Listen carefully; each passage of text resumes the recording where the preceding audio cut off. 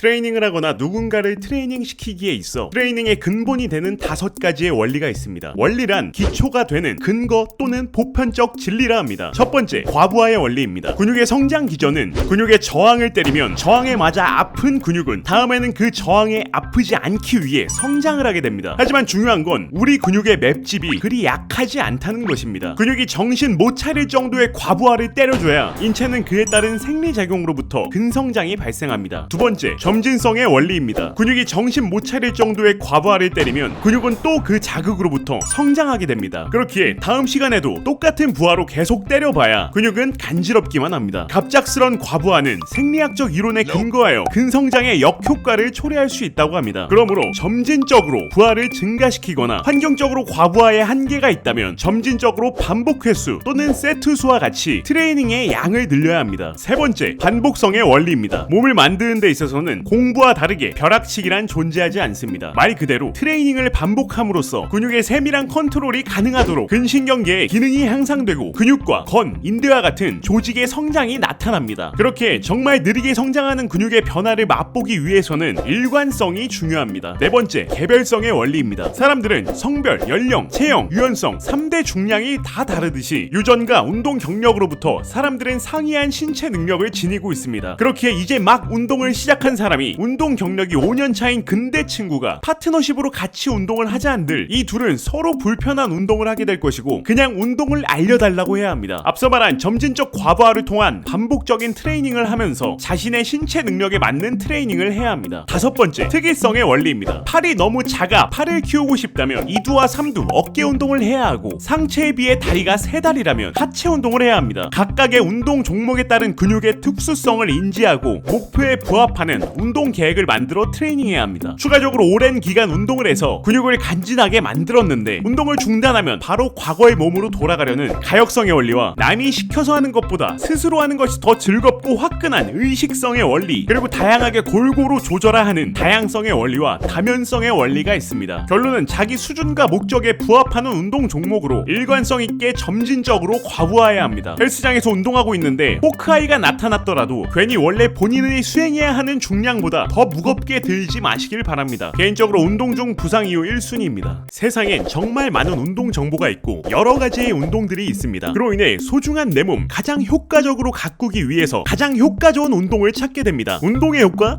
정말로 많습니다. 헬스란 단어 그대로 건강 자체를 생각한다면 어떠한 운동을 하더라도 그에 따른 건강 증진은 확실히 따라옵니다. 하지만 절대적으로 우리가 운동의 길에 빠져드는 가장 큰 이유는 바로 몸의 변화로 인한 간지입니다. 전 그래요. 추가적인 건강 증진은 패시브일 뿐이었습니다. 그래서 이 멋을 내기 위해 지방은 없애버리고 이곳저곳 갈라지는 간지나는 근육을 만들기 위해 저항 운동을 합니다. 하지만 저항 운동 또한 복합 운동, 고립 운동, 머신, 5회 반복, 10회 반복, 20회 반복 등등 근육 성장을 위한 운동 방법들이 여러 가지가 있고 그에 따른 한길만 파서 효과를 본 제각각의 사람들이 있습니다. 복합으로 스트렝스가 답이다. 무겁게 해야 성장이 있는 거다. 무겁게만 하면 목표하는 근육뿐만이 아니라 다 쓰는 건데 고립해서 한 근육만 조져야 근육이 이뻐진다. 이 모든 사람들은 각각 본인의 스타일에 따른 분명한 근성장을 맛보았고 그 변화에 따라 자신의 운동 철학이 점점 짙어지게 됩니다. 하지만 몸의 변화를 맛봤다면 어떠한 운동 스타일이라도 단 한 가지의 공통점이 있었을 것입니다. 바로 운동량, 볼륨의 증가입니다. 몸 만드는 데 있어 가장 핵심은 점진적 과부하입니다. 오늘의 운동과 다음번의 운동에 있어 조금이라도 더 힘들게 하면 감히 말씀드리지만 무조건 근육은 성장합니다. 점진적 과부하는 중량 상승에만 한정되어 있지 않습니다. 중량을 높이거나 반복 횟수를 늘리거나 세트 수를 높이거나 세트 사이 쉬는 시간을 줄이거나 운동 종목을 추가하거나 뭔 방법을 써서라도 지난번 운동보다 더 힘들게 했다면 근육은 그에 따른 스트레스를 받아 다음번에는 그 스트레스를 견뎌내기 위해 성장합니다. 과학적인 정보는 각각 전공 분야의 박사들이 소수의 사람들로부터 도출된 결과에 대한 평균값입니다. 그로부터 코치 또는 트레이너는 그 정보를 토대로 선수들을 목적에 맞게 트레이닝 시키고 그에 따른 좋은 결과로부터 책을 써내고 강의를 합니다. 또다시 이러한 운동 정보를 이제 저 같은 단순하게 몸 만들기가 목적인 일반인이 참고하여 운동을 합니다. 누구는 고중량 트레이닝으로부터 근성장이 왔고 누구는 고반복 트레이닝이 근성장이 옵니다. 그들에겐 그것이 정답이지만 그것을 일반화시킨다는 것은 사람을 같은 공장에서 찍어내는 기계처럼 생각하는 것이 아닐까 싶습니다. 각각의 값진 경험과 지식을 토대로 몸을 만드는 방법을 알려주는 훌륭한 트레이너와 유튜버들이 정보들이 정말 많습니다. 저 또한 여러가지 정보들을 토대로 저만의 운동 스타일을 만들고 추가적으로 계속해서 정보를 얻어가며 유튜브를 통해 공유하기를 즐기고 있습니다. 그중 몸 만들기에 있어 공통적인 한 가지는 바로 점진적 과부하입니다. 이 점진적 과부하의 원리 한 가지만 지킨다면 어떠한 방식으로 운동을 하든 몸은 좋아질 것입니다. 제가 지겹도록 말하는 몸을 만들기 위해 가장 중요한 것은 점진적 과부하라는 것을 제 구독자님들께서는 아실 것입니다. 운동 초기에는 점진적 과부하라는 개념을 이해하고 중량 체크를 하며 2.5kg, 5kg씩 중량 과부하가 수월하더니 생각보다 정체기는 빠르게 찾아옵니다. 이 정체기의 원인을 간단하게 두 가지로 나눠볼 수 있습니다. 하나는 정말 그냥 무게를 올렸더니 무거워서, 이 경우는 충분한 영양과 수면 또는 디로딩을 통해 일관성을 유지한다면 어느 순간 정체의 벽을 깨버릴 수 있습니다. 그리고 다른 하나는 하라는 대로 하질 않아서입니다. 이번 영상을 곱씹어 보신다면 현재의 중량이 생각보다 가볍게 들어올려질 수도 있을 것입니다. 웨이트 트레이닝의 유형은 세 가지로 나눠볼 수 있습니다. 근력 운동, 근비대 운동, 근지구력 운동. 반복 횟수는 평균적으로 근력 운동은 1회부터 5회 정도가 되고 근비대 운동은 6회부터 20회까지, 그리고 얘는 제가 관심이 없어서 치워버리겠습니다. 자, 각각의 휴식 시간은 근력 운동일 경우 신체의 강력한 에너지원인 ATP라고 불리는 것을 완벽하게 회복하기 위해 3분에서 5분의 휴식을 취합니다. 간혹 어떤 운동 프로그램은 5분보다 길게 쉬는 것을 권장합니다. 근비대 운동은 근육 성장에 필요한 호르몬 분비를 위해 60초에서 90초 정도로, 근력 운동과는 비교적 짧은 휴식으로 근육의 높은 장력으로 대사 스트레스를 유발합니다. 자, 여기서 우리들이 하라는 대로 하는 것 중에 가장 지키지 못하는 것이 바로 이 휴식 시간입니다. 예를 들어 스트롱리프트 5 곱하기 5와 같은 루틴은 엄청 쉬웠다면 1분 30초 휴식이지만 보통 3분의 휴식과 5회의 반복을 실패했다면 5분의 휴식을 지시합니다. 하지만 사실 5회를 채웠더라도 완벽한 가동 범위로 수행되지 않았다면 5분의 휴식을 취해야 합니다. 그건 실패예요, 실패. 운동하다 말고 터무니없이 긴 5분, 300초의 긴 시간 동안 휴식하더라도 전혀 불안해하지 않으셔도 됩니다. 자, 몇 가지의 논문에서도 긴 휴식 시간의 효과를 입증해주고 있습니다. 우선 결과적으로도 긴 휴식 시간에 대한 운동 효과가 더 좋으며, 그 이유로는 정말 단순합니다. 짧은 휴식으로부터 피로가 축적되고 그로 인해 들어올리는 반복 횟수가 제한되고, 이는 목표 근육에 가는 자극이 줄어든 것이고 결국 더 안 쉬어서 근육의 성장은 지체됩니다. 근비대 운동 역시 일맥상통합니다. 앞서 말했듯이 높은 근육 텐션을 유지하기 위해 첫 세트에서 근육에 가했던 힘을 생성하기 위해 90초 또는 그 이상의 휴식 시간을 권장하고 있습니다. 30초, 그보다 짧은 휴식 시간은 근육에 충분한 힘을 가하지 못하게 됩니다. 드롭 세트나 슈퍼 세트와 같은 운동 기법들은 중량을 내리는 시점에만 또는 운동을 변경하는 시점에만 짧게 휴식하지만, 이 또한 하나의 세트가 끝나면 드롭 세트 같은 경우 3분까지의 긴 휴식 시간을 권장하기도 합니다. 유명한 운동 프로그램들을 보면 휴식 시간을 아주 후하게 쳐줍니다. 이건 수행자가 불쌍해서 걱정돼서 그런 것이 아니니 찝찝해하지 마시고 충분한 휴식을 취하고 진행하시길 바랍니다. 그런데 단점으로 렉 같은 거 붙잡고 그 앞에서 5분간 어정쩡대고 있는 것도 참 쉽지가 않습니다. 몸을 만들기 위해서는 누가 뭐라 해도 3대가 가장 중요합니다. 바로 스쿼트, 벤치프레스, 데드리프트가 아니라 운동과 영양, 그리고 충분한 수면입니다. 보통 운동과 영양 섭취에 관해서는 대부분 최선의 방법으로 노력하지만 근육 성장에 있어 수면의 중요성은 저 또한 별로 크게 와닿지가 않습니다. 그 이유는 보통 유명한 운동 관련 정보들을 찾아보면 운동과 영양에 관해서는 아주 길게 알찬 정보를 제공해주지만 수면에 관해서는 단순하게 7시간에서 길게는 10시간의 수면을 권장한다 일 뿐, 다 보고 나면 뇌리에 박히는 것은 결국 쇠질의 욕구뿐이었습니다. 하지만 실제로 근육 성장은 손상과 회복의 반복으로 이루어집니다. 그렇지만 보통 엄청난 고통과 노력으로 야무지게 근육에 손상만 주고 충분한 수면을 통해 손상된 근육을 회복하지는 않습니다. 그래서 이번 영상은 수면의 중요성을 뇌리에 박기 위한 영상입니다. 수면은 단순 휴식 이상의 이점들을 제공합니다. 첫 번째로, 수면은 근육 성장과 관련된 호르몬에 큰 영향을 미칩니다. 충분한 수면을 취하지 못한다면 새로운 근육 합성을 위한 성장 호르몬과 테스토스테론과 같은 호르몬을 감소시키고, 반대로 근육을 분해하는 부정적인 호르몬 코티졸이라 불리는 호르몬의 증가로 근손실이 유발될 수 있습니다. 두 번째로, 근육 수축을 조절하는 중추신경계는 수면 중에 회복됩니다. 하지만 충분한 수면을 이루지 못해 중추신경계가 맞가버리면 그 다음 운동 시간에는 스스로 최선을 다할지언정 근육은 100%의 출력을 뽑아내질 못하고 힘은 힘대로 들이고 근육 손상은 1도 못 주는 노가다만 하게 될 뿐입니다. 세 번째로, 빠른 피로감입니다. 운동의 주 연료인 글리코겐이 고갈될수록 피로감이 나타나지만 충분한 수면을 취하지 못하면 글리코겐이 털리기 전에 지쳐버린다고 합니다. 네 번째로, 체중 증가입니다. 수면 부족은 식욕을 높이는 호르몬이 증가하고 식욕을 억제하는 호르몬은 감소시켜 식단을 제어하지 못해 살찌기 딱 좋게 만들어버립니다. 그러므로 운동과 영양을 최선의 방법으로 실천하더라도 충분한 수면을 이루지 못한다면 효과적인 근육 성장은 기대하기 힘들 것 같습니다. 멸치 같은 몸을 남자답게 만들기 만들기 위해 헬스를 시작합니다. 한 달, 두 달, 1년 일관성 있게 헬스를 하다가 멋들어진 혈관과 각진 근육들로부터 헬스 중독의 길에 빠져들게 됩니다. 하지만 정말로 다리도 커지고 갑바도 나오고 광배도 힘을 줄 수 있는 근육인 것을 깨닫게 되었는데 이놈의 팔뚝과 종아리 근육, 복근은 혈관은 막 올라오는데 크기는 그대로입니다. 그 이유는 다리와 가슴 등의 근육들과 팔뚝과 종아리, 복근의 근육 섬유가 다른 유형임으로부터 설명이 됩니다. 우리의 근육 섬유는 두 가지의 유형으로 나눠볼 수 있습니다. 바로 지근과 속근이란 애들입니다. 지근이란 애는 힘이 약합니다. 하지만 오래가요. 그리고 섬유의 크기가 작은데 운동을 해도 잘 커지지도 않는 유형입니다. 자, 그럼 속근은 지근과 완전한 반대입니다. 힘이 강하고 지속력이 짧습니다. 하지만 속근은 운동을 할수록 크기가 커집니다. 이렇게 지근과 속근이란 두 가지 유형의 근육 섬유들이 적당한 비율로 섞여서 근육이 됩니다. 그렇기 때문에 팔뚝과 종아리, 복근이 잘 안 커지는 이유는 다른 큰 근육들에 비해 지근과 속근 중에 지근의 비율이 높기 때문입니다. 지근과 속근의 사용은 힘의 필요도에 따라 상황에 맞게 사용됩니다. 예를 들어 악력을 사용할 것입니다. 부드러운 여자친구의 손을 잡을 때와 거칠고 차가운 100kg의 쇳덩이를 잡을 때와 동일한 팔뚝 근육이 사용됩니다. 하지만 여기서의 차이점은 근육 섬유의 참여율입니다. 손을 잡기 위해서는 굳이 많은 근육 섬유의 참여가 필요 없습니다. 그래서 에너지 소비를 최소화하기를 좋아하는 알뜰한 우리 몸은 오래가는 지근 섬유만 사용하려 합니다. 하지만 고중량의 쇳덩이를 잡아 올리려면 지근으로는 부족하기에 속근을 필요로 합니다. 이렇게 근육 섬유는 힘의 필요도로부터 지금부터 사용하고 더 필요하면 속근까지 끌어오는 방식으로 순간적으로 폭발적인 힘이 필요한 제자리 멀리뛰기 같은 경우가 아닌 이상 무조건 지금부터 사용하고 속근이 쓰이게 됩니다. 하지만 애초에 다리와 가슴 등 같은 근육은 속근의 비율이 높기에 맨몸으로 펄럭거리는 것이 아닌 이상 어느 정도의 중량만 있다면 속근 섬유의 많은 참여로부터 팔뚝, 종아리 같은 지근의 비율이 높은 근육보다 빠르게 성장하는 것을 느낄 수 있습니다. 하지만 앞서 말했듯이 문제는 우리 몸은 에너지를 최대한 아끼려 합니다. 예를 들어 난생 처음 20kg의 빈바로 벤치프레스를 합니다. 가슴 근육은 평소에는 단 한 번도 해보지 않던 누워서 가슴 위로 바벨을 들어 올리는 행위에 지근으로는 부족하다 느껴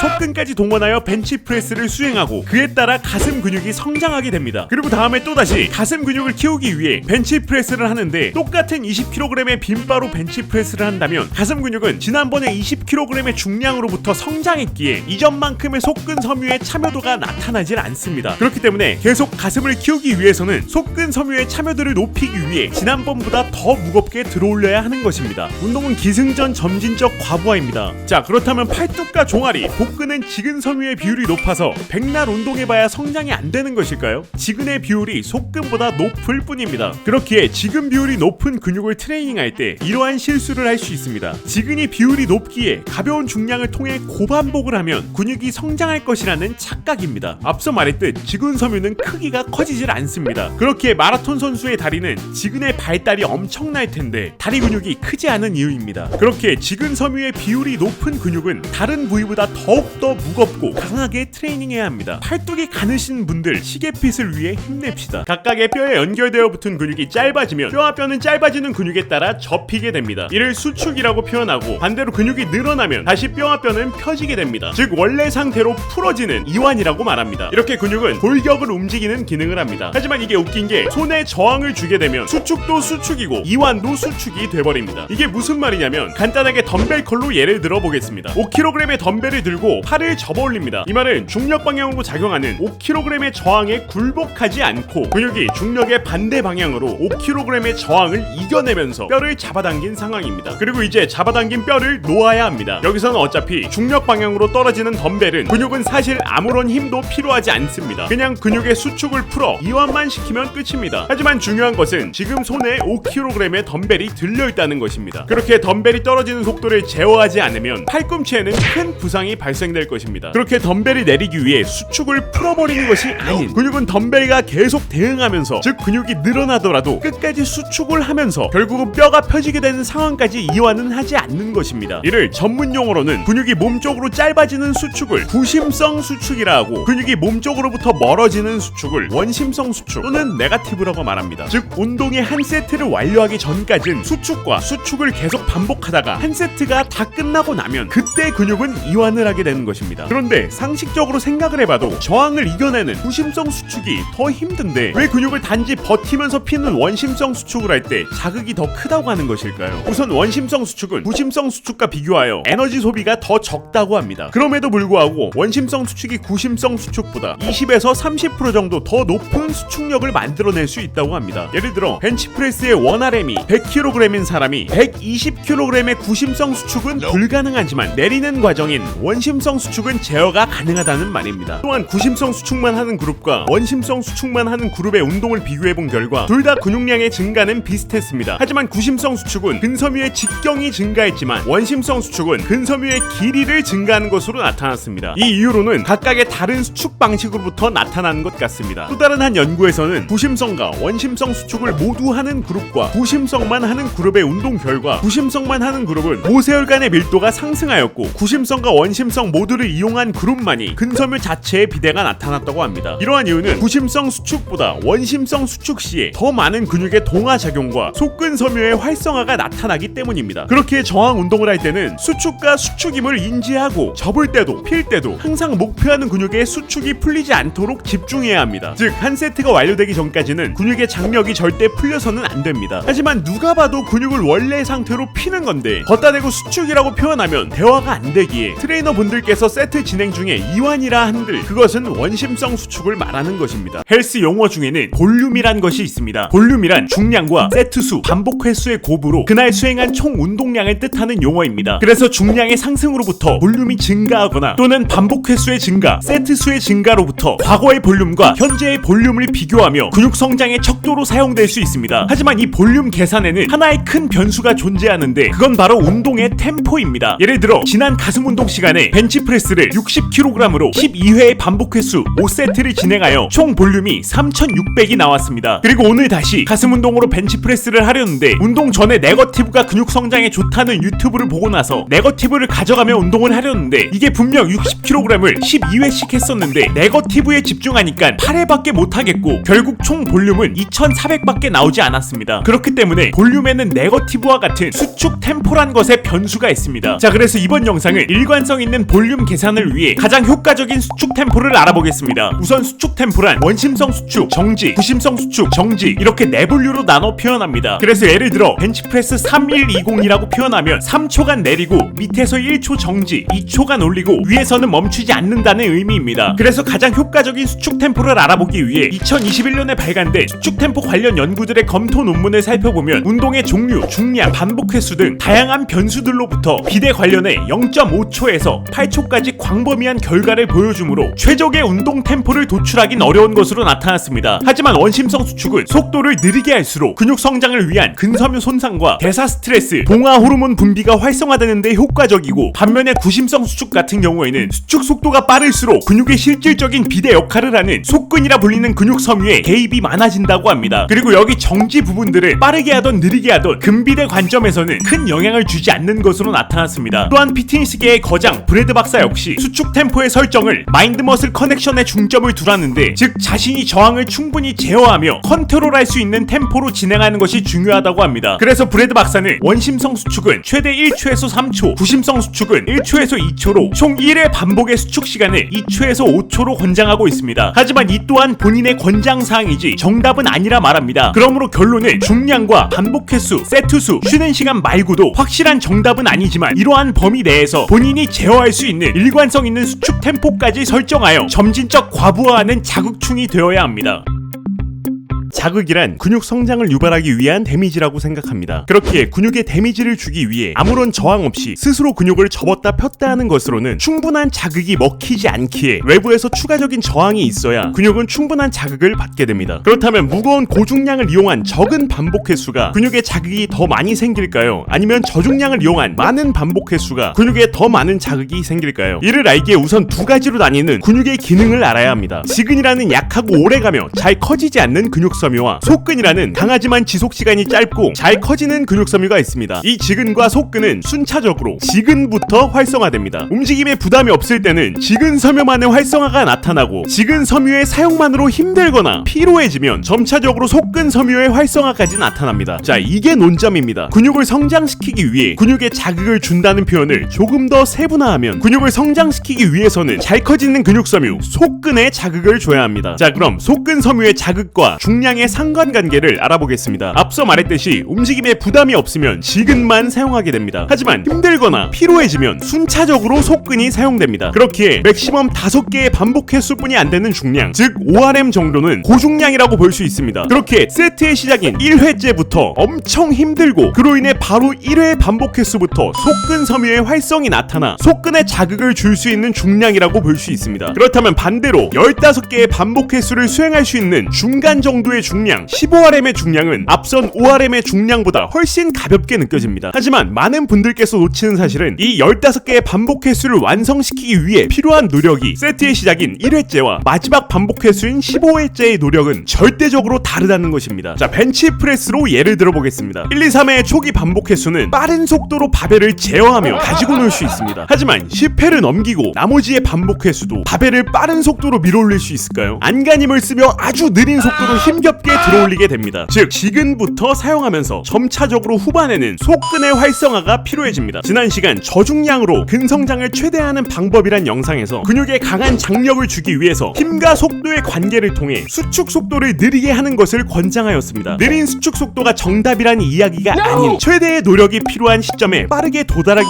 위한 한 가지의 방법일 뿐입니다. 예를 들어 푸시업을 최대한 바른 자세로 안간힘을 다 내서 최대 개수를 측정하였는데 20회가 나온 사람이 있습니다. 이 사람이 20회를 달성하기 위해서는 동일한 수축 속도로는 절대 불가능합니다. 운동 속도가 어느 정도까지는 적당한 속도 1초와 1초의 템포 정도가 되겠지만 피로가 쌓이기 시작하면 부들부들 떨면서 안간힘을 쓰며 간신히 한 번 한 번 밀어올리는 시점이 오게 됩니다. 이때부터가 푸시업으로부터 근섬유의 최대의 장력이 걸리는 시점입니다. 하지만 1초와 1초의 속도가 아닌 미친듯이 빠르게 푸시업을 한다면 빠른 속도로 인해 강해진 근력은 더 많은 반복 횟수를 수행할 수 있으며 최대 장력이 걸리는 시점은 더 많은 반복 횟수 후에 나타나게 됩니다. 반대로 5초와 5초의 속도로 수행한다면 몇 안 되는 반복 횟수만으로도 최대 장력이 걸리는 시점이 빠르게 나타납니다. 마지막으로 한 번 더 점프 푸시업으로 예를 들어보겠습니다. 푸시업의 힘으로 이 몸을 뛰어올리는 힘과 빠른 속도로 낙하하며 근육에 정말 강한 데미지를 주는 운동이 과연 목표하는 반복 횟수까지 계속 몸을 뛰어올리게 할 수 있을까요? 빠른 속도로 강한 근력을 만들어내지만 몇 안 되는 반복 횟수로 끝나고 이 또한 계속한다면 부들부들 떨면서 점프는커녕 간신히 몸을 밀어올리게 될 것입니다. 그때부터가 근육에 강한 장력이 걸리며 근성장을 위한 실질적인 자극이 걸리게 됩니다. 고중량을 이용한 자극 운동은 속도 자체를 제어할 수도 없는 오직 반복 횟수를 완료하기 위한 처음부터 부들부들 떠는 운동으로 보통 5RM의 반복 횟수로 운동을 합니다. 하지만 매번 최대의 중량만을 달성하기 위해 1RM만의 운동을 한다면 근육에 강한 장력은 한 번뿐이 안 걸리는 운동을 하는 일명 중량충이 돼버리는 것입니다. 반대로 저중량을 이용한 고반복 운동은 목표하는 근육을 타겟으로 근육에 그 유명한 인게이지를 걸고 근육에 강한 장력이 도달할 때까지 높은 집중도로 밀고 나가는 운동이 됩니다. 하지만 이 또한 강한 장력에 도달하지도 않았는데 12회 또는 15회 목표 반복 횟수를 도달했다는 이유로 세트를 끝내버리면 자극충이 돼버리는 것입니다. 이러한 최대의 장력을 걸기 위한 고중량과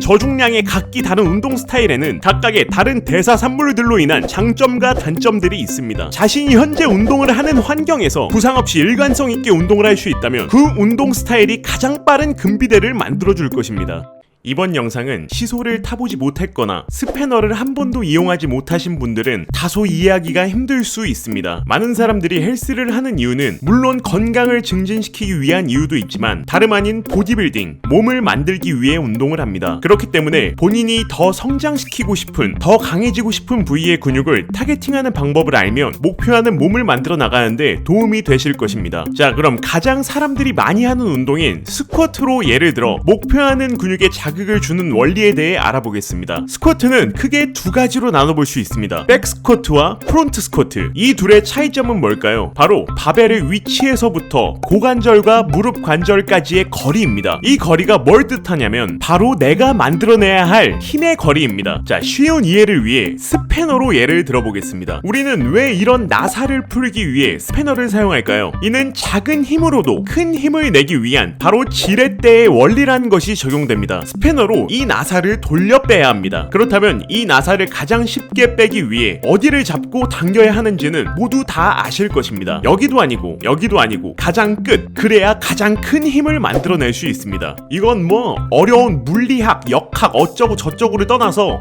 여러분들 모두 일상생활에 당연하다듯이 터득한 지혜입니다. 시소 또한 어릴 적 앞에 앉은 놈을 최대한 높게 뛰어올려 엉덩방아를 찢게 만들기 위해 상체를 최대한 뒤로 젖히는 동작들을 모두 해보셨을 것입니다. 자, 스패너든 시소든 망치의 장돌이든 하나만 생각하시면 됩니다. 회전되는 곳으로부터 거리가 멀면 강해진다. 스패너는 여기가 고정점이고 먼 곳에서 작용, 시소 또한 여기가 고정점이고 최대한 멀게. 자, 바로 스쿼트로 돌아가 보겠습니다. 왜 백스쿼트가 엉덩이에 힘이 더 많이 들어가고 프론트 스쿼트가 왜 허벅지가 힘이 더 많이 들어가는지 단번에 이해하실 수 있을 것입니다. 시작 전에 이러한 운동 동작에 관해서 골격의 길이 또는 가동 범위와 같은 개인차를 일반화하여 역학적으로 이러한 원리로 이런 식으로 작용된다는 점을 말씀드리는 것이니 원리만 이해해 주시면 감사하겠습니다. 자, 그럼 엉덩이 근육을 사용해야 하는 고관절부터 살펴보겠습니다. 회전되는 곳은 엉덩이 관절, 바로 고관절입니다. 그리고 힘이 발생되는 위치는 바벨이겠죠. 이렇게 거리를 따져보면 백 스쿼트가 프론트 스쿼트보다 회전되는 곳으로부터 거리가 더 멀기 때문에 고관절을 더 강력하게 접어버릴 수 있습니다. 이 말은 즉 고관절이 접혀서 박살나지 않으려면 저 고관절을 피는 역할을 하는 엉덩이 근육에 더 큰 힘이 필요하게 됩니다. 반대로 허벅지 근육을 사용해야 하는 무릎 관절을 살펴보겠습니다. 회전되는 곳은 무릎이기 때문에 바벨과 무릎의 거리는 프론트 스쿼트가 더 멀게 나타납니다. 그렇기 때문에 프론트 스쿼트에 무릎을 백 스쿼트보다 더 강력하게 접어버릴 수 있습니다. 그래서 무릎을 피는 허벅지가 큰 힘을 내야 하는 것입니다.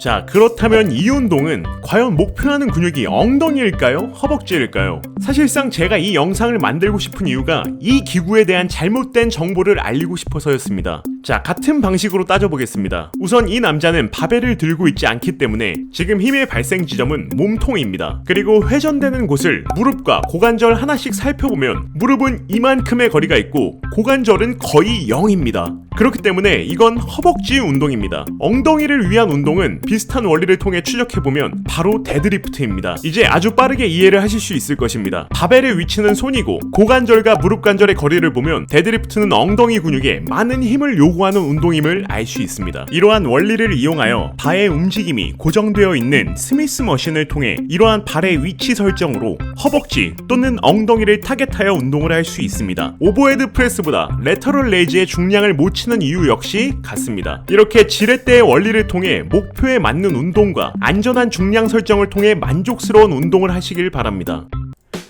워밍업은 다른 말로 준비 운동, 또 다른 말로는 스트레칭이라고 합니다. 워밍업에 대해 가장 많이 하는 실수는 웨이트 트레이닝 전에 정적 스트레칭을 한다는 점입니다. 정적 스트레칭은 말 그대로 정적으로 근육을 늘리는 것입니다. 체조나 발레와 같은 움직임을 증가시켜야 하는, 즉 유연성을 필요로 하는 스포츠에서는 정적 스트레칭이 수행력을 증가시켜줍니다. 하지만 무거운 무게를 들어올리는 웨이트 트레이닝에서는 운동 전 정적 스트레칭을 수행하면 힘과 순발력, 근지구력을 모두 떨어뜨려 부상의 위험을 유발할 수 있습니다. 그 이유는 정적 스트레칭으로 인해 갑자기 만들어진 신생아 같은 힘을 가진 가동 범위를 만들어 그 신생아를 통해 고중량의 웨이트 트레이닝을 한다고 생각하시면 됩니다. 그렇기 때문에 웨이트 트레이닝을 하신다면 모든 운동이 끝난 뒤에 정적 스트레칭을 하시고 운동 전에는 동적 스트레칭, 동적으로 워밍업을 해주셔야 합니다. 하지만 운동 전 정적 스트레칭을 수행해야 하는 경우가 있습니다. 너무 짧아진 근육 때문에 목표하는 운동 동작이 아예 나오지 않는 경우입니다. 물론 이러한 경우는 중량을 올려나가는 것보다는 우선적으로 꾸준한 스트레칭으로 인해 중량 없이 완전한 가동 범위를 만든 뒤에 무게를 증량을 하셔야 합니다. 그럼 전체적인 워밍업에 대해 알아보겠습니다. 우선 신체 온도를 높여야 합니다. 그렇기 때문에 계절,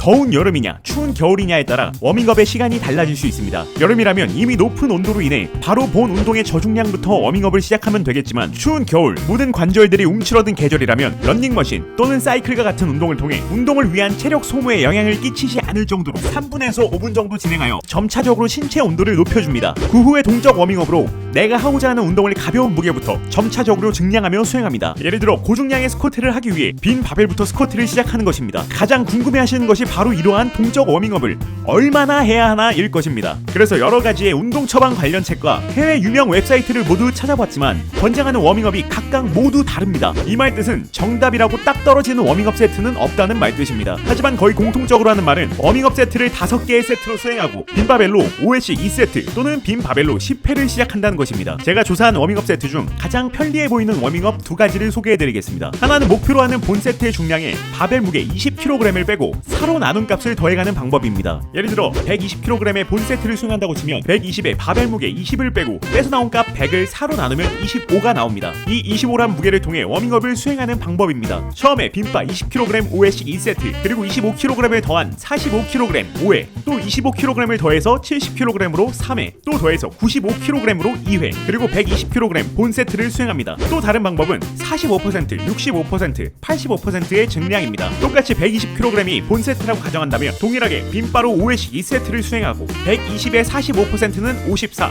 한 자릿수는 편하게 반올림하세요. 그래서 55kg으로 5회, 그리고 120의 65%는 78이 나오니까 80kg으로 3회, 마지막 120의 85%는 102kg으로 2회, 그리고 본 세트에 진입합니다. 워밍업은 딱 떨어지는 정답이 없습니다. 왜냐하면 그날그날의 날씨와 컨디션, 지난 운동에 대한 근육 피로도, 운동 경력 등의 영향을 받기 때문입니다. 적절한 워밍업을 통해 최대의 운동 수행력을 만드시고 부상 없이 안전한 운동이 되시길 기원합니다. 이번 영상에서는 유명한 운동 프로그램들에서 사용되고 있는 여러가지 운동 기법들을 간단하게 소개해드리겠습니다. 첫 번째는 암랩이라고 불리는 세트법입니다. 암랩은 가능한 더 많이라는 뜻으로, 예를 들어 목표 반복 횟수가 5회이지만 안 될 때까지 더 해보는 세트법입니다. 즉 이 말은 결국 실패 지점을 찍게 되는 기법이므로 피로 조절을 위해 운동 세트의 초반이 아닌 마지막 세트에 피날레로 진행하는 것이 좋습니다. 또한 이 암랩 세트로부터 점진적 과부하의 가능 여부를 판단하기도 합니다. 5번밖에 못 들던 걸 8번이나 들었다면 이건 중량 과부하로서 안전빵이 되는 것입니다. 두 번째는 레스트 포즈라고 불리는 말 그대로 잠깐 휴식입니다. 이 운동 기법은 보통 많은 반복 횟수를 진행할 때 사용되며 하나의 세트 안에서 정말 잠깐만 한 5초 정도만 휴식했다가 다시 진행하는 방법입니다. 레스트 포즈를 또 다른 표현으로 정신력 강화 훈련이라고 할 만큼 더 할 수도 있는데 멘탈이 무너져서 때려치우게 되는 경우가 많다고 합니다. 또한 고반복으로부터의 안정상의 이유로 레스트 포즈를 진행한다면 복합 운동보다 머신을 권장해드립니다. 진행 방식으로는 예를 들어 40회 레그프레스를 한다면 40회를 들 수 있는 중량이 아닌 20회를 들 수 있는 중량으로 레스트 포즈를 이용하면서 40회를 채우는 방식입니다. 머신으로 신세계를 경험하실 수 있을 것입니다. 세 번째는 드롭 세트입니다. 드롭 세트는 말 그대로 중량을 드롭하며 진행하는 세트법입니다. 설정한 중량에서 실패 지점에 다다르면 추가적인 휴식 시간 없이 중량을 낮추는 시점에만 짧게 휴식을 취하고 바로 진행하는 방식입니다. 사실 드롭 세트는 머신을 사용할 때 쓰이는 용어이며 바벨을 이용한 드롭 세트에는 스트리핑 세트라고 표현한다 합니다. 아마 원판을 벗겨낸다는 의미에서 따온 말인 것 같습니다. 네 번째는 슈퍼 세트입니다. 슈퍼 세트는 반대되는 근육들끼리 묶어 진행하는 세트법입니다. 가슴을 위한 벤치프레스를 하고 쉬지 않고 바로 등을 위한 바벨로우를 진행하는 것과 같습니다. 하지만 동일 근육 운동 2가지를 묶어서 진행할 때에도, 예를 들어 벤치프레스와 덤벨 플라이를 묶을 경우에도 간혹 슈퍼 세트라고 표현합니다. 하지만 보통 이런 식으로 묶을 경우에는 컴파운드 세트라고도 말합니다. 또한 3가지를 묶어서 진행하는 트라이 세트, 4-5가지를 묶어서 진행하는 자이언트 세트도 있습니다. 이와 같은 세트법들을 일반인이 진행할 시 운동이 아니라 노가다가 될 수 있다는 점을 참고하시길 바랍니다. 5번째는 네거티브입니다. 네거티브는 운동할 때 근육이 짧아지는 단축과 늘어나는 신장 중에 이 신장을 의미하는 건데, 같은 말로는 원심성 수축이라고도 표현합니다. 바로 이 늘어나는 지점을 템포를 정해두고 진행하는 방법입니다. 보통 네거티브의 수축 템포로 4초 정도의 시간을 두고 진행합니다. 분명 10회를 할 수 있는 중량인데도 불구하고 절반도 하기 전에 근육을 털어버릴 수 있습니다. 또한 템포를 이용한 네거티브뿐만 아니라 일반적인 운동 템포로 진행하다가 실패 지점부터 서포터의 도움으로 강제로 네거티브만 진행할 수도 있습니다. 강제 반복 운동 중에 서포터와 의사 전달이 잘 안되면 싸움이 발생될 수도 있습니다. 또한 서포터가 없을 때는 스스로 치팅을 통해 네거티브를 진행할 수도 있습니다. 치팅이라 하면 반동을 의미합니다. 6번째는 피라미드 세트입니다. 피라미드 세트는 피라미드 형상을 따와서 아래부터 탑 쪽으로 갈수록 갈수록 중량은 증가하면서 반복 횟수는 줄어드는 세트법입니다. 역 피라미드라 하면 그 반대로 진행하면 됩니다. 드롭 세트처럼 중량 변경 시에만 휴식하는 것과는 다르게 피라미드 세트는 중량 변경 사이에 충분한 휴식을 두는 방식입니다. 이렇게 근육을 뽕 뽑기 위한 여러 가지의 운동 기법들이 있습니다. 하지만 이것들의 단점은 몸 만들기 위해 가장 중요한 점진적 과부하를 적용하기에는 조금 복잡할 수도 있다는 점입니다. 그러므로 이러한 운동 기법들은 친구가 운동 알려달라고 할 때 조지는 용도로 유용하게 쓰일 수 있습니다. 웨이트 트레이닝 동작 가동 범위에 있어 확실한 정답이란 있습니다. 그 최적의 근성장을 위한 올바른 가동 범위를 알기 위해서는 어디 나와 있는 해부학 정보가 아닌 본인만의 뼈 길이와 근육의 길이를 정확히 파악하여 근골격계 프로그램을 이용해 관절 각도에 따른 모멘트 값과 최대 장력이 걸리는 근절 길이를 구할 수 있다면 자신만의 퍼펙트한 가동 범위를 구하게 될 것입니다. 하지만 문제는 이 근골격계 프로그램을 구해야 하고 시뮬레이션을 해석할 줄 알아야 한다는 것입니다. 그러므로 아주 오랜 경력으로부터 본인만의 올바른 가동 범위를 찾는 방법 말고는 저와 같은 헬린이들은 어떻게든 근육 자극의 피크점을 가져가기 위해서 최대 가동 범위로부터 운동을 하는 것이 그나마 최선의 방법이라 생각합니다. 자, 하지만 이런 경우가 있습니다. 예를 들어 벤치프레스를 하는데 목표 반복 횟수는 12회였지만 오늘 부스터발이 잘 받았나 필이 솟구쳐서 몇 개 더 하고 싶은데 최대 가동 범위로 한 번만 더 하면 깔려버려 어깨 관절에 부상이 나타날 것만 같은 이런 경우, 이럴 때는 관절의 안전한 포지션을 염두에 두어서 부분 범위를 이용하는 것도 트레이닝의 한 가지 방법입니다. 벤치프레스의 경우 하단이 아닌 상단 부위에서 전체 가동 범위의 25% 정도의 가동 범위로 몇 개 더 수행한다면 관절 부상의 가능성은 줄어들고 근육 섬유는 실패 지점을 넘어 추가적인 자극을 넣어줄 수 있습니다. 또한 어깨 운동의 레터럴 레이즈 같은 경우에는 야무진 가동 범위로 진행하다가 다 털려버리면 이 또한 관절의 안전한 포지션인 하단 부위에서 추가 반복으로부터 뽕을 뽑을 수 있습니다. 세계적으로 유명한 트레이너 닐 힐은 부분 반복을 정확하게 하는 비결이 부분 반복의 적절한 타이밍과 앞서 말한 적절한 동작 범위 그리고 적절한 반복 범위에서 진행하라 합니다. 고중량을 통한 3회에서 5회 운동 중에는 부분 반복이 현명하지 않으며 목표 반복 횟수가 10회에서 20회일 경우 그리고 마지막 세트에 수행하는 것이 가장 적합하다 합니다. 그 이유는 3세트가 목표인데 첫 세트 때 부분 반복으로 다 털어버리면 두 번째, 세 번째 세트는 말아먹을 확률이 100%이기 때문입니다. 보통 실패하기 전에 세트를 마무리하라는 이유 역시 이러한 피로 조절에 있어 오늘 몇 개 더 하다가 내일 운동을 통째로 망쳐버릴 수 있기 때문입니다. 개인적인 생각으로 부분 반복은 본인의 피로 범위를 어느 정도 알고 있는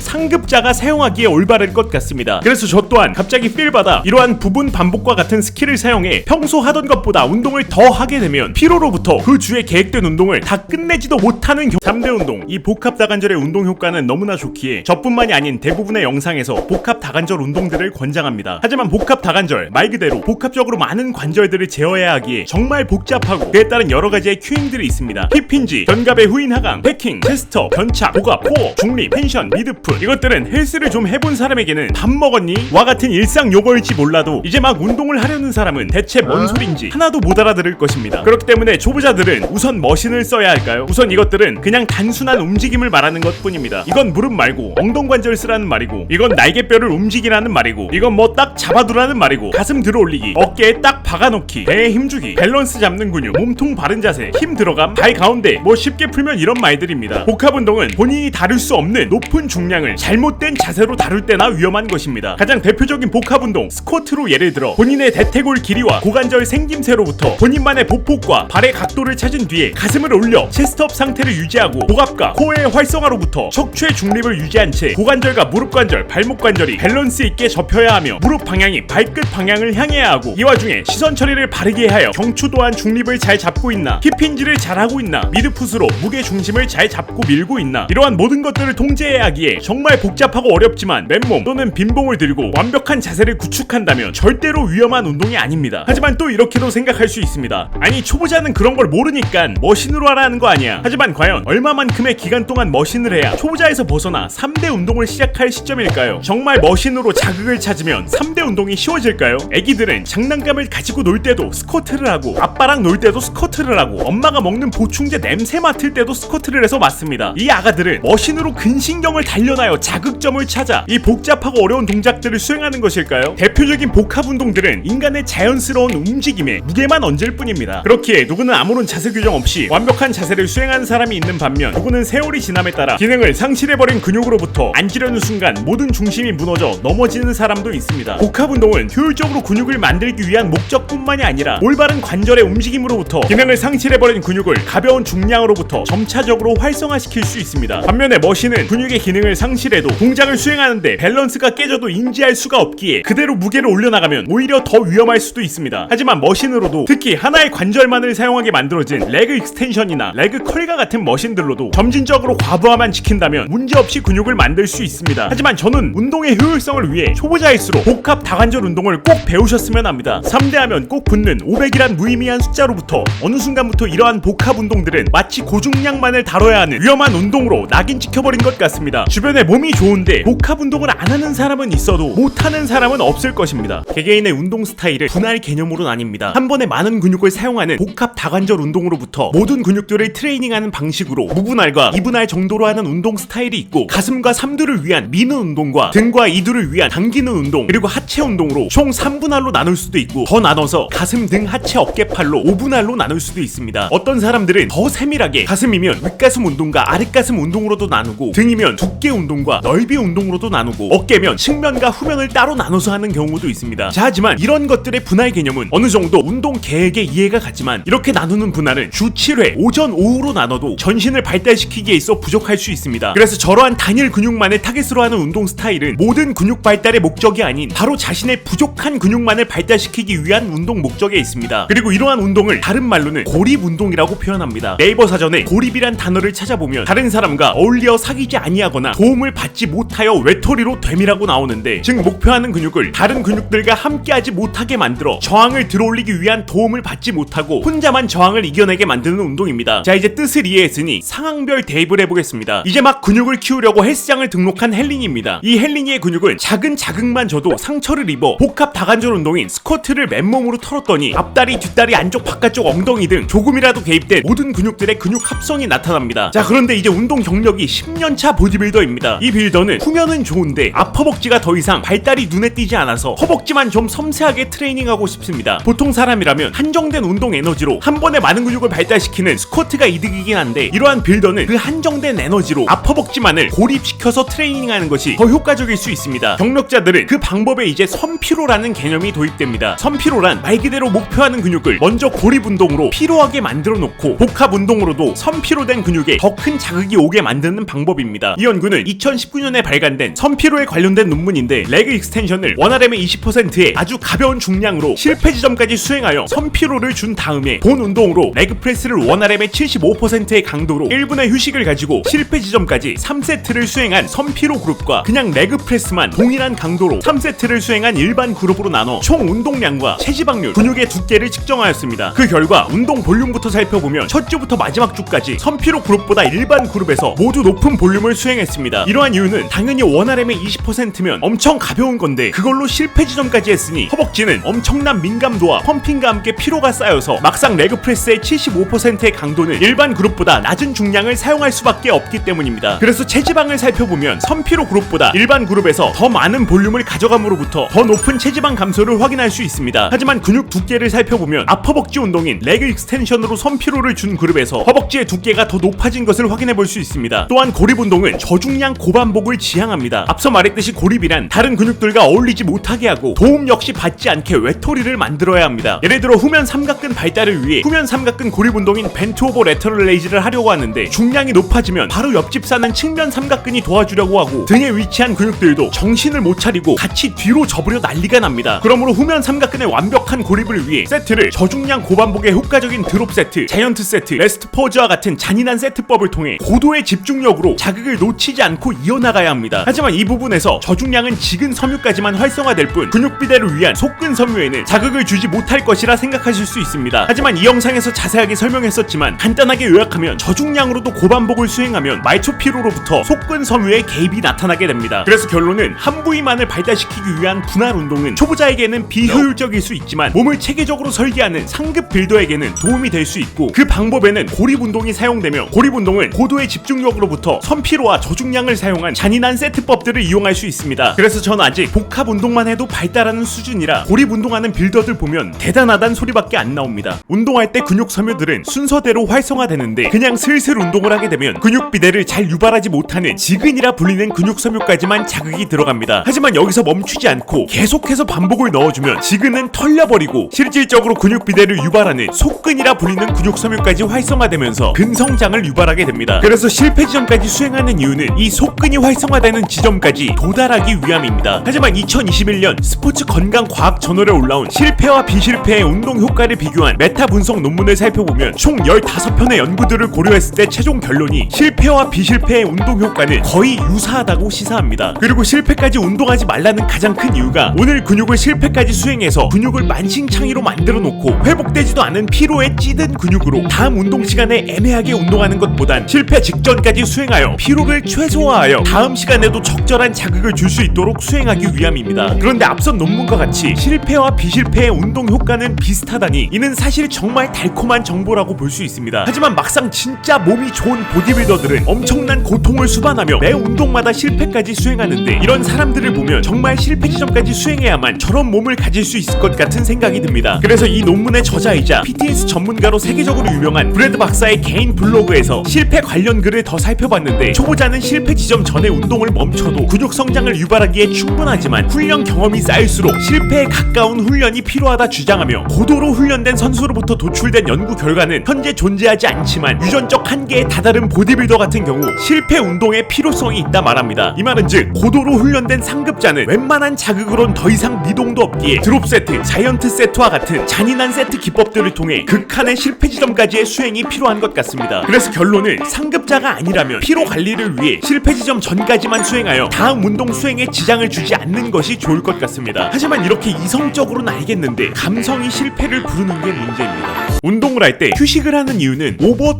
트레이닝으로부터 부상 예방과 효과적인 근육 성장을 위함입니다. 연구에 따르면 오버 트레이닝은 불면증과 낮은 동화 호르몬 수치, 우울증, 이명 등과 같은 증상들이 발생하여 극도의 피곤함과 무기력함을 느끼게 됩니다. 가장 중요한 것은 이 증상이 회복되기에는 하루 이틀이 아닌 몇 달의 기간이 걸릴 수도 있다는 것입니다. 그렇기에 오버 트레이닝을 유발하는 무식한 운동 일정은 힘들게 운동하고 손해보는 짓이며 직업이 운동선수라면 오버 트레이닝을 한 정말 답없는 상황인 것입니다. 하지만 세계적으로 유명한 주 3회 운동 프로그램과 같이 운동 일수와 빈도가 낮은 것을 소개해드리면 주 3회? 응 안 해? 라고 하시며 충분하지 못하다 생각하여 그 주 3회의 프로그램 휴식일에 본인이 원하는 운동을 추가하여 주 5회 이상의 고강도 트레이닝을 수행하시는 분들이 계십니다. 이런 분들은 생각이 없는 걸까요? 자, 하나의 논문을 살펴보겠습니다. 이 논문은 오버 트레이닝과 관련된 22가지의 논문을 검토한 논문입니다. 여기서 12건의 논문에서는 오버 트레이닝이 발생하여 수행 능력이 저하되고 얼마만큼의 기간 후에 성능이 회복되었음을 정리하였고 그중 10건의 논문에서는 작정하고 오버 트레이닝 시켜놨더니 오버 트레이닝은 무슨 오히려 수행 능력이 더 상승한 결과도 있었습니다. 이 중 하나는 오버 트레이닝을 유도하기 위해 스쿼트를 무려 주 5회 동안 시켰더니 근력이 계속 상승하였고 또 다른 것은 하체 운동을 일주일 내내 시켰더니 이 또한 근력이 더 상승하였다고 합니다. 이렇게 오버 트레이닝을 유발하기 위한 무식한 운동에도 일부는 효과가 나타난 이유는 우리는 똑같이 만들어진 기계가 아닌 개개인의 능력치가 유전이 모두 다른 사람이기 때문입니다. 그렇기에 어떤 정해진 운동 프로그램이 누군가에게는 조금만 더 하면 오버 트레이닝이 될 수도 있지만 반면에 누군가에게는 주 3회만 하게 되면 정말 필요 하나 없는 지루한 운동 프로그램이 될 수도 있습니다. 운동의 빈도는 어떤 논문도 헬스장 트레이너도 아닌 바로 본인 스스로 파악하셔야 합니다. 그 방법은 운동일지 작성뿐입니다. 그러므로 유명한 운동 프로그램에 본인의 입맛대로 운동을 추가해서 오버 트레이닝이라 생각될 정도로 아주 힘들게 운동하더라도 운동일지의 수행 능력이 지속적으로 상승되고 있다면 전혀 문제 없는 것입니다. 근데 이것 또한 저의 개인적인 생각인데 하라는 대로 하는 게 제일 좋긴 한 것 같아요. 다이어트를 위해 가장 중요한 것은 평소보다 덜 먹어서 몸에 칼로리가 부족한 상태, 에너지가 부족한 상태를 만드는 것입니다. 이렇게 되면 몸은 이 평소에 필요했던 에너지를 메꾸기 위해 지방과 근육을 녹여서 필요한 에너지를 메꿉니다. 이런 방식으로 체중 감량이 발생합니다. 자, 여기서 보통 우리가 원하는 것은 몸이 이 지방만 녹이면서 에너지를 메꾸고 근육은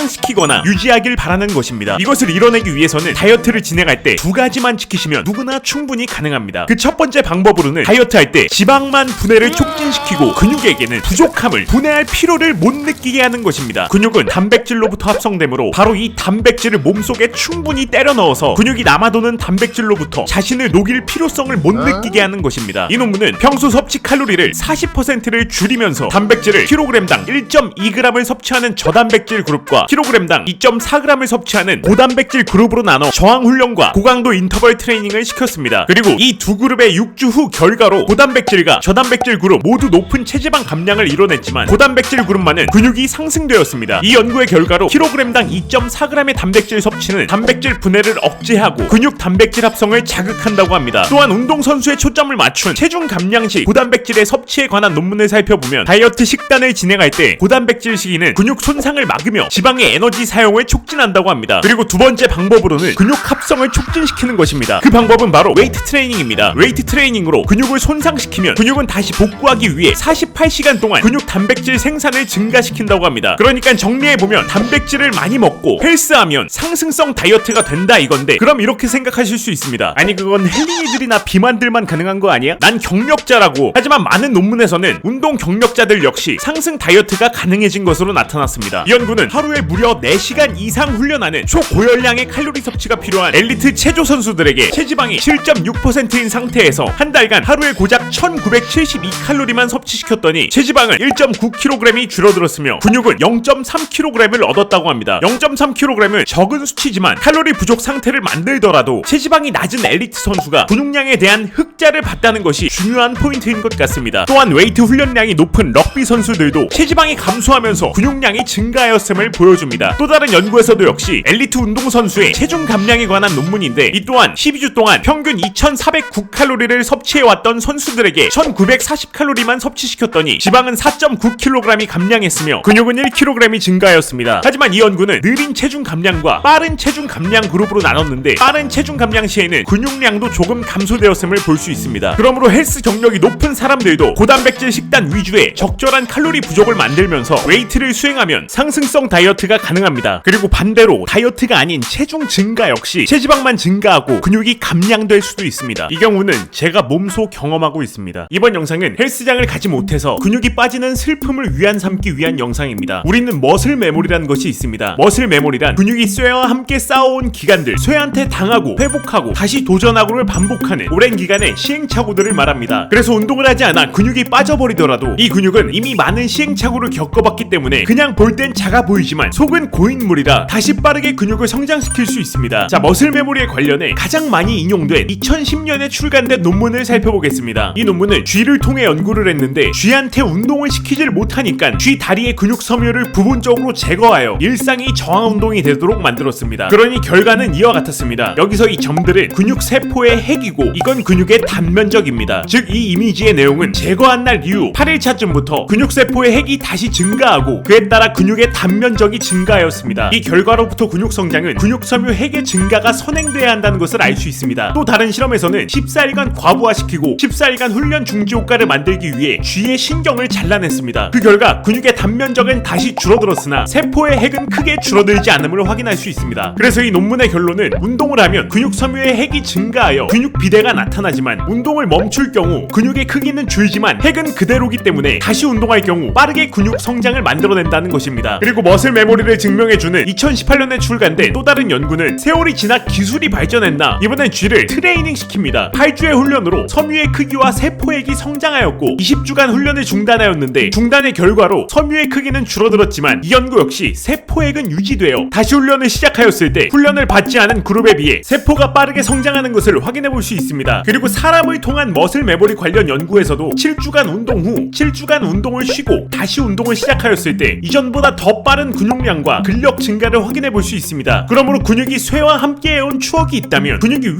위축되더라도 그 추억은 세포액으로 남아 다시 운동을 하게 된다면 빠르게 성장할 수 있습니다. 운동을 잠시 못하더라도 스트레스 받지 마시길 바랍니다. 그래서 저는 지금 홈짐을 알아보고 있습니다. 이 사람은 마라톤 선수고 이 사람은 단거리 선수인데 유산소성 훈련을 하게 되면 이렇게 근육이 다 빠질 것만 같고 실제로도 그렇다 말들이 많습니다. 그래서 유산소 운동이 저항 운동에 미치는 영향에 관해서 총 21편의 연구를 참고한 메타 분석 논문을 살펴봤는데 결과를 보면 순서대로 이건 근력 운동만 한 경우, 이건 유산소 운동만, 그리고 세 번째가 근력과 유산소의 병행인데 역시나 근력 운동만 한 경우가 근육의 비대와 근력, 순발력이 가장 높고 유산소만 한 그룹은 말할 것도 없지만 병행 그룹 같은 경우도 근비대와 근력, 순발력이 나쁘지 않게 상승한 것을 확인해 볼 수 있습니다. 자, 하지만 추가적으로 유산소성 능력과 체지방 감소를 살펴보면 근력 운동보다 병행 그룹에서 더 좋은 결과를 보여줍니다. 그래도 여튼 난 근육 만드는 게 장땡이야 한다면 유산소를 병행하지 않는 것이 좋은 판단으로 남을 수 있습니다. 하지만 이 결과값에는 한 가지 아쉬운 점이 근력 운동 그룹의 근력 운동 100%, 유산소 운동 그룹의 유산소 운동 100%, 그리고 병행 그룹이니까 200%의 운동을 한 것이 아니라 유산소는 동일한 강도로 운동을 했지만 근력 운동에서는 제대로 된 출력을 뽑아내질 못했다는 것입니다. 그래서 이러한 결론은 결국 유산소 운동 때문에 쇠질을 제대로 못해서 나타난 결과란 건데, 이걸 박사형들은 유산소 운동의 간섭 효과라고 표현합니다. 그리고 이 간섭 효과의 대표적인 원인을 피로 때문이라 말합니다. 단순 유산소 운동인데 무슨 피로가 발생하냐 생각할 수 있지만, 피로를 쉽게 나눠보면 신경 피로가 있고 근육 피로가 있는데, 뇌가 운동하고 있다는 것만 느끼게 된다면 바로 이 신경, 중추신경계라는 곳에 피로가 쌓여서 막상 쇠질할 때 내 근육은 멀쩡한데 뇌가 피곤하다고 근육의 출력을 뽑아내질 않습니다. 그러므로 근력 운동에 최대한 피해가 가지 않도록 근력 운동 후에 유산소 운동을 해주신다면 유산소 운동으로부터의 근육 성장 관련 손해는 없을 것입니다. 추가적으로 더 좋은 병행 운동 방법은 아예 저항 운동과 유산소 운동에 텀을 주는 것입니다. 유산소와 저항 운동 관련 논문을 하나만 더 살펴보면, 저항 운동을 하고 24시간의 긴 시간을 두고 유산소를 한 그룹과 저항 운동 직후에 유산소 운동을 한 그룹을 비교하였는데, 그 결과 근육 크기가 하루 텀을 갖고 운동한 그룹에서 저항 운동 직후 유산소 운동을 한 그룹보다 거의 2배 가까이 성장하였음을 확인해 볼 수 있습니다. 정리해보면 유산소 운동과 근손실의 관련은 중추신경계 피로로부터 근육 성장을 위한 충분한 힘을 만들어내지 못하는 것이 그 원인이고, 저항 운동과 유산소 운동의 텀이 길수록 근육 성장이 효과적입니다. 그래서 저는 저항 운동을 하고 24시간이란 텀을 가지고 또 저항 운동을 하기로 했습니다. 허리 통증은 여러 가지의 원인이 있겠지만 보통 허리 쪽 척추 사이에 있는 디스크의 압박으로부터 발생합니다. 그렇기 때문에 스쿼트나 데드리프트와 같은 동작은 허리의 중립에 유의하며 운동하는 것이 중요합니다. 하지만 저렇게 허리 쪽이 직접적으로 접히는 운동 말고 허리와 전혀 무관한 어깨 운동이나 가슴 운동, 등 운동을 할 때도 허리 통증은 발생할 수 있습니다. 어깨 운동으로는 오버헤드 프레스나 숄더 프레스, 스미스 머신을 이용한 프레스 동작들이 있습니다. 이 프레스 동작들은 모두 다 중력의 반대 방향으로 밀어 올리는 동작입니다. 움직임만 따지고 보면 몸통은 그냥 서 있고 어깨와 팔만 가지고 위로 밀어 올리는 건데, 이때 허리에 큰 무리가 발생할 수 있습니다. 이 요추라는 부위는 정상적인 중립 상태가 막대기처럼 일자형이면 문제가 없겠지만 위에 앞쪽으로 살짝 구부러져 있는 모양입니다. 그렇기 때문에 위에서 아래로 강한 외부 저항이 들어오게 되면 허리는 이 모양 그대로 더 구부러져 디스크가 눌리며 허리 통증이 발생될 수 있습니다. 그렇기 때문에 아무리 허리를 움직이지 않는 운동이지만 허리에도 저항은 들어오기 때문에 항상 복부에 힘을 꽉 주고 변형이 나타나지 않도록 중립을 유지해야 합니다. 프레스 동작을 서서 하시는 것을 권장해드립니다. 벤치에 앉아 기대서 운동을 할 때와는 다르게 최소 중심을 잡기 위해 복부의 활성도가 높아질 것입니다. 또한 벤치프레스와 같은 가슴 운동 역시 항상 중립에 허리 라인을 유지해야 하지만 발을 통해 바닥을 강하게 지지하게 되면 이때도 허리는 과신전되어 통증을 유발할 수 있습니다. 더해서 인클라인 벤치를 이용한 운동 중에는 앞서 말한 중력 방향으로 누르는 힘과 발의 지지력이 더해져 더욱더 허리는 구부러질 수 있습니다. 복부의 힘을 통해 항상 그 생겨먹은 라인을 유지해야 합니다. 등 운동도 마찬가지입니다. 허리를 안 쓰는 운동으로 랩풀다운과 같은 운동은 이번엔 저항으로부터 허리의 과신전을 유발하는 것이 아닌 스스로 허리를 과신전해버리는 현상이 나타날 수 있습니다. 랩풀다운의 주동근인 광배근의 기능은 팔을 내려 당기는 기능도 있지만 반대로 허리를 구부리는 기능도 있는 근육입니다. 그러므로 강한 힘을 만들어내기 위해 허리를 스스로 야무지게 꺾는 현상이 발생할 수 있습니다. 본인의 안전선의 가동 범위를 인지하지 못하는 초보자라면 우선 랩풀다운이나 시티드로우와 같은 등 운동 중에 항상 복부의 긴장을 유지하고 중립 상태를 만드시는 것을 권장해드립니다. 가슴, 등, 어깨, 하체 어떤 부위의 운동이라도 실질적으로 저항을 다루는 부위는 강해져서 중량을 더 높일 수 있더라도 이 몸통의 중립이 불가능하다면 허리 통증이 발생할 수 있습니다. 하지만 고중량의 맛에 취해 허리 통증을 무마하기 위해 이제 리프팅 벨트로부터 보갑 버프를 받게 되어 꼭 중립이 되는 것만 같은 느낌이 들어 허리는 안심하고 더 강한 중량을 다루게 됩니다. 이렇게 되면 중립을 만들어내는 근육들의 성장은 멈추고 나중에는 리프팅 벨트 없이는 먼 운동을 한들 허리 통증이 발생될 수 있습니다. 그러므로 리프팅 벨트는 고중량을 다룰 때만 사용하시길 권장해드립니다. 어떠한 운동이라도 항상 중립을 잊지 마시길 바랍니다. 운동을 하다 보면 언제부터 찾아오는 어깨 통증, 근데 분명 유명한 운동 정보들을 조합해 운동을 하는데 내가 어떤 운동 때문인지 어깨 통증이 도대체 왜 나타난 건지 모를 때가 있습니다. 막상 병원에 가도 의사 선생님이 선생님께 확실한 증상을 보여드리려고 해결 방법을 듣고 싶은데 진짜 이상하게 막상 병원 가서 의사 선생님이 하라는 대로 팔을 이리저리 움직여보면